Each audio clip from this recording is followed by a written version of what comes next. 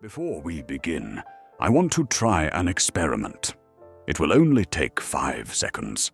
Wherever you are right now, I want you to stop worrying completely.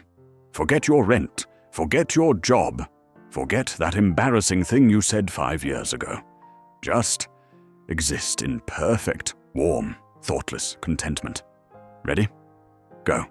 1, 2, 3, 4, 5. Okay, stop. Back to reality. Hard, isn't it? Now, what if I told you that a physicist in a cluttered garage invented a machine that could give you that feeling instantly, cheaply, and permanently? And what if I told you that this machine was the most terrifying weapon ever created? 055. The Accidental Discovery Narrator. My name is Professor Lou Harrison. I'm a sociologist. I study why people are miserable. My friend, Dr. Fred Bachman, was a physicist. He studied noises from outer space. We were an odd couple, but we stumbled upon the answer to everything in Fred's garage. Fred had built a receiver to listen to the ambient noise of the universe, the leftover hiss of the Big Bang. One rainy Tuesday, he turned it on. A sound filled the room. It wasn't a musical sound. It was a hiss, like steam escaping from a radiator. Shh. Instantly, I felt wonderful. I sat down on a milk crate.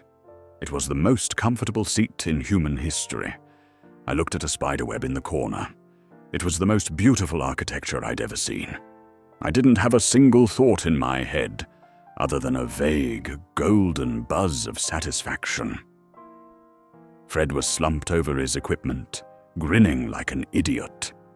We sat there for 4 hours, staring at nothing, perfectly happy. When Fred finally turned the machine off, he crashed back to reality brutally. The world was grey, cold, and demanding once more. We realized what we had found. This wasn't just space noise. It was a broadcast from somewhere else, a signal designed to pacify entire civilizations. We called it the Euphio, short for euphoria. Like all good scientists, we decided to test it on unsuspecting subjects. We hosted a dinner party. Saturday night arrived. The leading citizens of our little college town gathered in Fred's living room. The dean, the mayor, and their wives were there. The conversation was stiff. They talked about the weather, taxes, and the threat of nuclear war. Everyone was suitably miserable, yet civilized. Fred gave me the signal. He went into the other room and flipped the switch on the Euphio machine. Shh! The transformation was instantaneous. The mayor was in the middle of a sentence about property taxes. He stopped mid-sentence, his mouth hanging open, and slumped onto the sofa with a beatific smile. The dean's wife, known for her rigid posture, slid onto the floor and began patting the carpet, giggling softly. I sat in an armchair.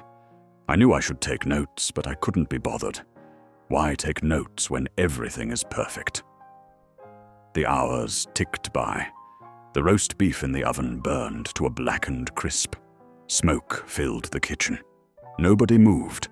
The bathtub upstairs, which someone had started filling, overflowed. Water dripped through the ceiling onto the dean's head. He smiled, enjoying the refreshing trickle. The telephone rang. Nobody answered it. A baby started crying in the bedroom. The mother hummed along with the hiss.